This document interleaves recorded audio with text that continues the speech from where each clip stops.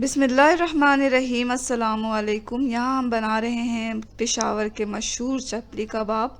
बहुत ही मज़ेदार, सॉफ्ट और जूसी ये बनकर तैयार होते हैं।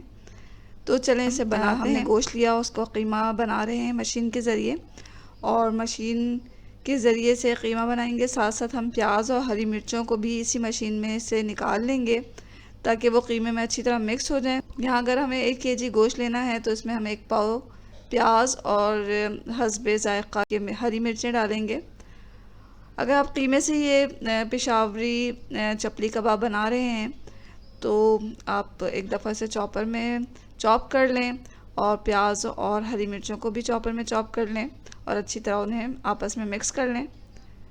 तो यहाँ कीमा हमारा पिस चुका है। अब हम इसमें कुछ चीज़ें मिक्स करेंगे, जिसमें सबसे पहले तो लहसुन अदरक का पेस्ट है। ये 1 किलो कीमे में हमें मिलाना है 1 टेबल स्पून भर के। और फिर हमने यहाँ ज़ीरा पाउडर मिलाया। ज़ीरा को हमने क्रश कर लिया है, यानी कि हल्का सा कूट लिया है। बहुत बारीक पाउडर नहीं बनाना है इसका। इसी तरह हमने धनिया को भी कूट कर डाला है इसमें 1 टेबल स्पून। कुटी हुई लाल मिर्च डालेंगे 1 टीस्पून, और ये अजवाइन है, इसे भी 1 टीस्पून डालना है।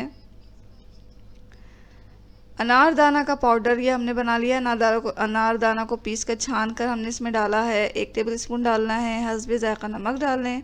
मकई का आटा हम इसमें डालेंगे 3/4 कप, यानी कि 1 कप का 3 हिस्सा हमें भर के इसमें डालना है। अगर आपके पास मकई का आटा नहीं है तो आप ऐसा कर सकते हैं कि आधा कप मैदा लें और 1/4 कप बेसन लेकर उसे मिक्स करके इसमें डाल लें। अब तमाम चीज़ों को अच्छी तरह मिक्स कर लें कीमे के साथ। यहाँ प्याला जो है वो हमारा छोटा है, तो हम इससे किसी बड़े ट्रे में डालकर मिक्स कर रहे हैं। मिक्स करने के दौरान इसमें हमने डाला 2 टेबल स्पून कुकिंग ऑयल, और अच्छी तरह हाथों की मदद से इसे मिक्स कर लें।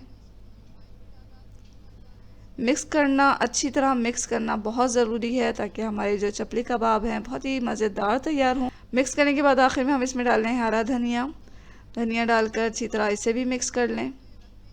अब ये जो चपली कबाब का मसाला है वो हमारा बिल्कुल तैयार है। एक पोर्शन लें, उसे घुमाते हुए गोल करें, फिर चिपटा करके साइडों से बराबर करके इस तरह चपली कबाब बना लें और इसमें रखते जाएं।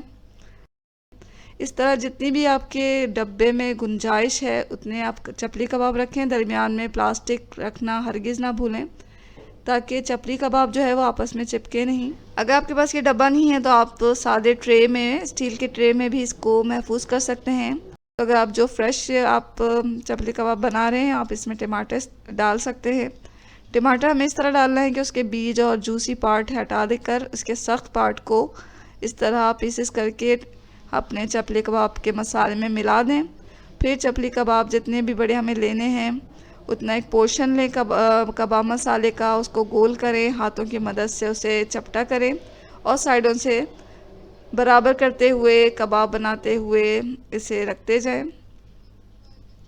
यहाँ हमने तमाम कबाब बना लिए। एक पैन लें, उसमें इतना ऑयल डालें कि इसमें चपली कबाब जो है वो शैलो फ्राई हों, और इसमें जब तेल थोड़ा गर्म हो गया तो हमने एक एक करके चपली कबाब डाल दिए। एक वक्त में इतने ही चपली कबाब डालें जितने के पैन में गुंजाइश हो, ज़्यादा नहीं डालें, इस तरह इसे पलटना मुश्किल होता है। तो एक वक्त में हम 3 चपली कबाब तल रहे हैं। एक तरफ से जब चपली कबाब गोल्डन कलर के हो गए तो हम इसे पलट देंगे, और दूसरी तरफ से भी इसी तरह मीडियम फ्लेम पर तल लेंगे। तलने के दौरान ही इतनी अच्छी खुशबू आ रही है तो आप सोच सकते हैं कि खाने में कितने मज़ेदार होंगे। तो यहाँ चपली कबाब तल गए तो हम इसे अच्छी तरह तेल में से छान के निकाल लेंगे। तो लीजिए नाज़रीन, बहुत ही मज़ेदार चपली कबाब तैयार है। इसे आप रायते के साथ खाएं, सलाद के साथ खाएं, नान के साथ खाएं, या ऐसे ही खाएं। बहुत ही मज़ेदार तैयार हुए हैं, और हमने फ्रीज़ करके भी रख लिए हैं कि जब हमारा दिल चाहे वो फ्रीज़र में से निकालें, उसे इसी तरह तलें और इन्जॉय करें। तो ज़रूर ट्राई करें ये मज़ेदार चपली कबाब। आपको और आपकी फैमिली को बहुत पसंद आएंगे। दुआओं में हमेशा याद रखें। इसके साथ ही अल्लाह हाफ़िज़।